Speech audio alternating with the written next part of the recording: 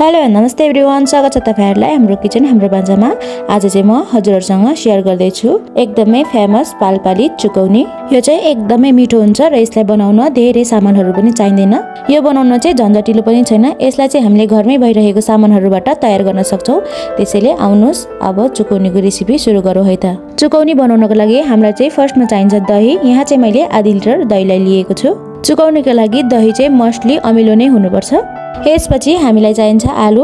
यहाँ चाहिँ मैले 4 वटा आलुलाई अलरेडी उसिनेर लिएको छु। यहाँ चाहिँ मैले आलुलाई यसरी कट गरिसकेको छु। अनि चुकौनीको लागि चाहिने हरियो धनिया, 2 वटा हरियो खुर्सानी र एउटा मिडियम साइजको प्याजलाई पनि अलरेडी काटेर राखिसकेको छु। चुकौनीको लागि सबै सामानहरु रेडी भइसकेपछि यहाँ चाहिँ मैले एउटा मिक्सिङ बोल लिएको छु, जसमा चाहिँ मैले अघिको दहीलाई एड गर्दै छु।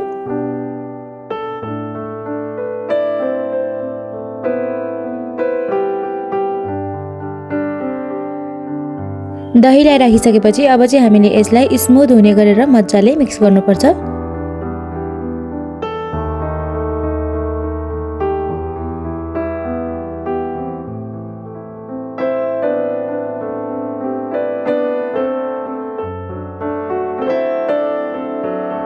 हजुरहरुले देख्न सक्नुहुन्छ दही चाहिँ एकदमै राम्रोसँग स्मुथली मिक्स भइसकेको छ।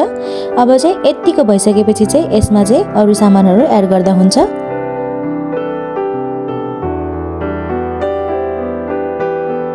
दहीलाई चलाएर राम्रोसँग मिक्स गरिसकेपछि अब चाहिँ यसमा म अघि काटेर राखेको प्याजलाई एड गर्दै छु। प्याज राखे साथसाथै यहाँ चाहिँ मैले अघि उसिनेको आलुलाई पनि एड गर्दै छु। आलु र प्याज राखिसकेपछि यसलाई चाहिँ अब हामीले थोरै तोरीको तेल र मेथीले झान्नु पर्छ। त्यसको लागि यहाँ चाहिँ मैले तातिएको कराईमा तोरीको तेललाई राख्दै छु।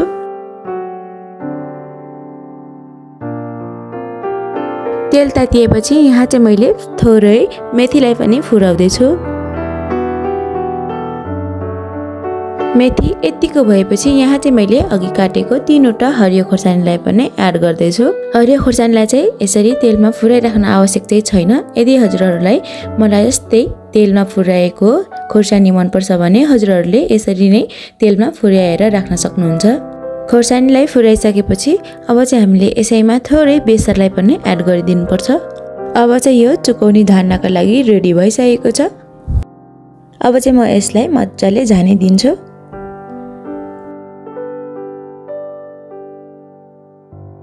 तेल राम्रोसँग झानिसकेपछि यसमा चाहिँ म अघि काटेर राखेको थोरै हरियो धनियालाई पनि एड गर्दै छु। त्यसपछि यहाँ चाहिँ मैले स्वाद अनुसार नुनलाई पनि एड गर्दै छु। नुनलाई राखिसकेपछि अब चाहिँ हामीले यसलाई मज्जाले मिक्स गर्नुपर्छ।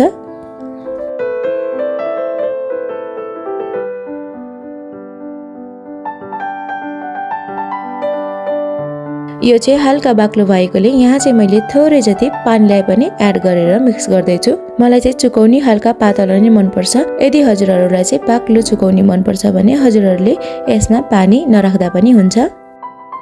अब चाहिँ हाम्रो मिठो अनि स्वादिलो चुकौनी सर्भ गर्नको लागि पनि रेडी भइसकेको छ। यदि हजुरहरुले छिटो र मिठो के खाने भनेर सोच्दै हुनुहुन्छ भने चुकौनी चाहिँ एकदमै बेस्ट हुनेछ। यसरी नै हजुरहरुले पनि थोरै सामानबाट बन्ने चुकौनी घरमै ट्राई गर्न सक्नुहुन्छ। यसलाई चाहिँ हजुरहरुले सेलरोटी, सुखा रोटी जेसँग सर्भ गर्दा पनि यो एकदमै बेस्ट हुन्छ। आशा छ आजको रेसिपी भिडियो हजुरहरुलाई पक्कै पनि मन पर्यो होला। यस्तै नयाँ रेसिपीहरुको लागि मेरो च्यानललाई लाइक, कमेन्ट, शेयर र सब्स्क्राइब गरी धेरै भन्दा धेरै माया र सपोर्ट पनि गरिदिनु होला। र भिडियोलाई अन्त्यसम्म हेरेर साथ दिनु भएकोमा धेरै धेरै धन्यवाद।